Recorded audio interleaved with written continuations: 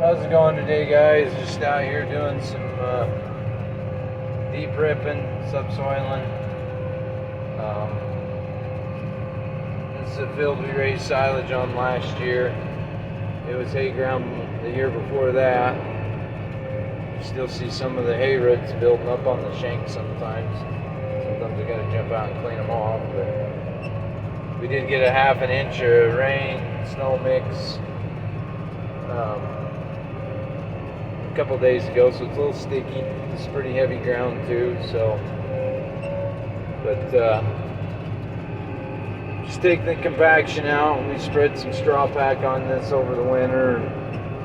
It got mostly spread with the ground being frozen, so there isn't too much compaction that way, but you can definitely tell when you hit some of the high traffic areas where we were driving semis in and out and doing silage.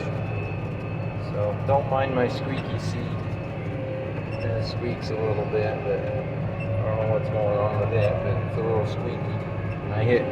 It's usually when I'm hitting a hard spot, it kind of squeaks a little bit. The tractor grunts a little bit. But let me open the back window here and you guys can see what this thing's doing. It's doing a pretty nice job. It's not too cloddy. I did try and rip some hay ground earlier, and that didn't go so well. It was pretty cloddy, pretty chunky. We're gonna have to disc it, I think, to help with how big of chunks are coming out of the ground. So hopefully that'll solve that issue. But anyway, let me open this up and let you guys see what this thing's doing. Just don't want to drop my phone.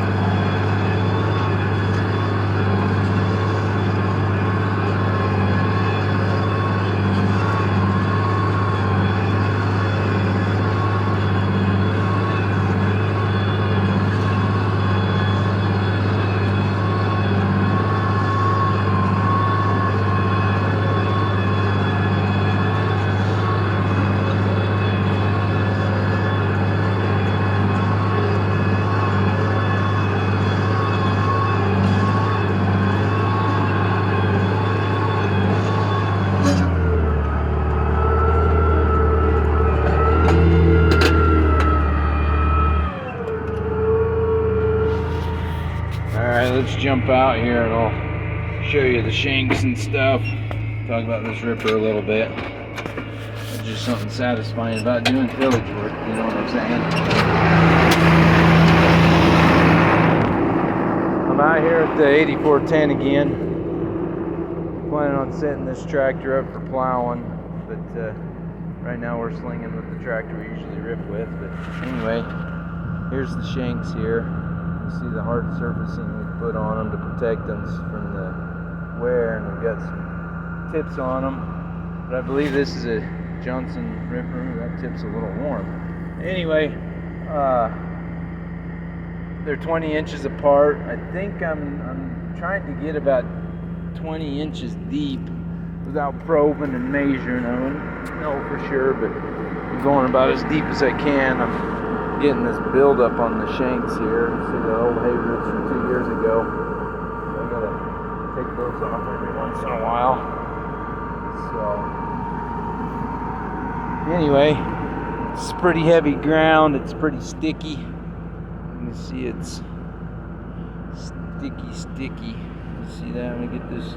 You guys can see that, but it's sticky stuff. Heavy ground. We always say when you're going to check a pivot or check water, I always say you come back out of the field 2 inches taller and 10 pounds heavier because you get so much mud stuck to the bottom of your feet. But anyway, let me talk about the coulters back here. Almost forgot. So when we bought this ripper, this was on here as an attachment, but they were kind of a mulcher had little fingers on it, and I took them off because you can see the chunks.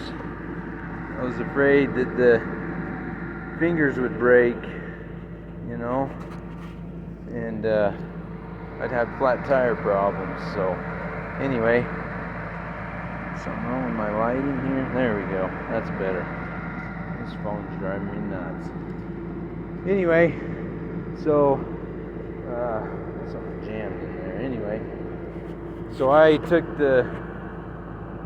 those finger wheels off. I don't even know what they're called, mulcher wheels, and put these coulters on here. I've been pretty happy with them. They cut the quads up pretty good and make it easier to plow and stuff. So anyway, appreciate you guys watching.